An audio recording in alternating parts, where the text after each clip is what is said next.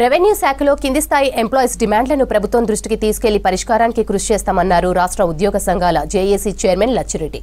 గౌరవ వేతనంతో పాటు ఉద్యోగ భద్రత కల్పించేలా చూస్తామన్నారు.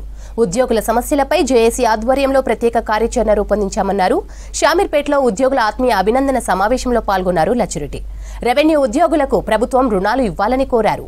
రెవెన్యూ శాఖలో అధికారులు, సిబ్బంది ఐక్యంగా సమస్యలు పరిష్కరించుకోవాలని సూచించారు లచ్చిరెడ్డి.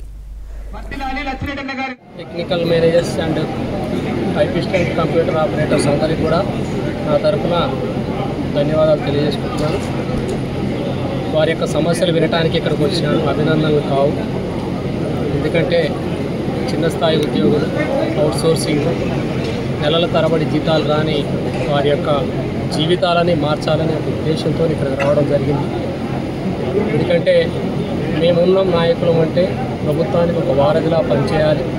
కింది స్థాయిల నుంచి పై స్థాయి వరకు ఉన్న వారి యొక్క సమస్యలను తీసుకొని నాయకులకి అదే ప్రభుత్వానికి విన్నవించి వారి సమస్యలు పరిష్కరించే మా ధ్యేయంగా జేఏసీ ఏర్పాటు చేసుకోవడం జరిగింది.